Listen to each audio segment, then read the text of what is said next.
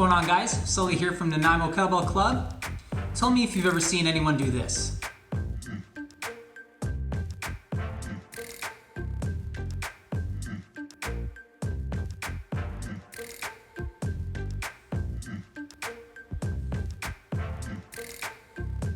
Now tell me if you've ever seen anyone do this.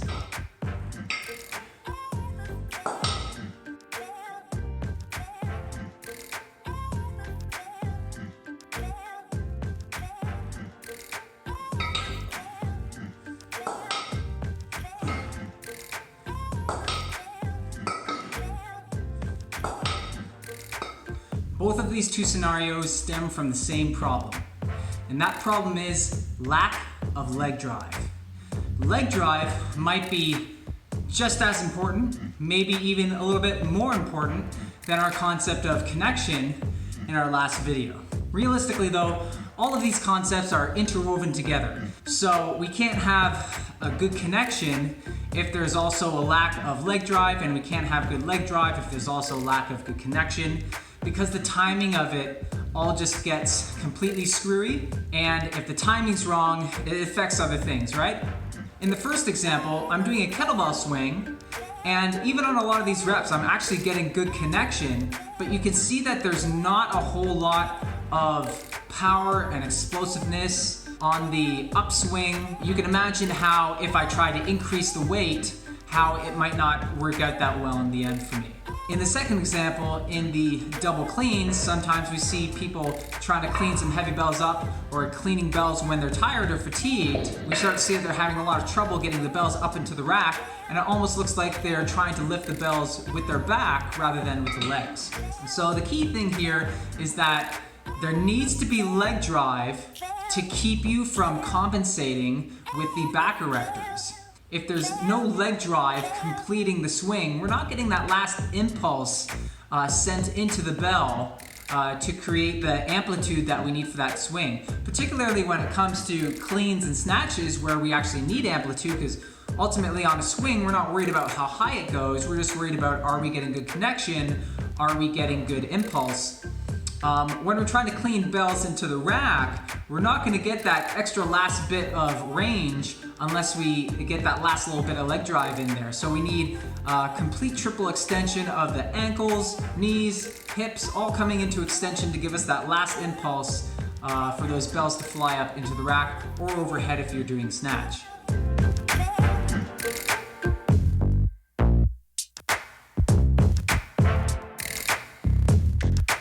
In kettlebells and kettlebell sport, we always talk about hips, hips, hips, hips, hips, hips, hips. But what you need to remember in a closed chain exercise like the hinge is that hip extension is the final step in the kinetic chain of that movement. It needs to be preceded by ankle extension and knee extension, and then we get to hip extension. We need to make sure that there's a complete axial leg drive down into the floor to complete that hip extension. By axial, I just mean up and down. So as we're coming up to that swing, we can't just drive the hips forward, because that just wouldn't make sense. Kinetically, we need something to leverage off of, and that point of leverage is the floor. So there needs to be constant downward pressure into the floor throughout the entire phase of the swing, so that by the end of the swing, knees are fully extended, quadriceps are tight, and glutes are tight. Knees shouldn't be soft. Are there some exceptions to this? Kind of, sort of. With our soft style, sport style swing, we incorporate a double knee bend, but it doesn't actually mean that we're not adhering to that kinetic sequence of ankles, knees, and hips. We may let those quads relax at the top at the point of impulse when that bell has some hang time. And so it might give the illusion that we're not getting that complete leg drive, knee extension, quad activation, but it is indeed there.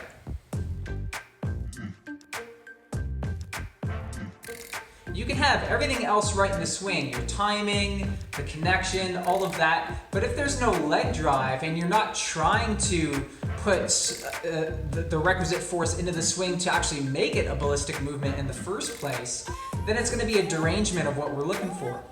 So what I like to do with those people is we set the bell down and we just have them do a set of jump squats to really emphasize that really powerful leg drive into the floor, and then we'll bring them back to the swings, and we'll do that as many times as it takes to really ingrain the emphasis on leg drive when they're actually doing their swings. We're looking for that carryover from their jump squats into their swings. Now what you want to really make sure is not happening in those jumps is that they're kicking their feet up in the air. It's not that we're trying to thrust our weight up. Again, there always needs to be a point of leverage, and that point of leverage is your contact point with the floor.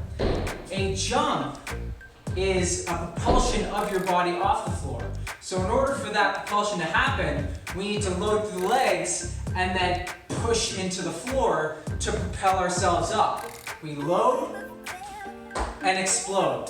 What we don't want to be doing is just kicking our feet up off the floor. There's no loading and then pushing.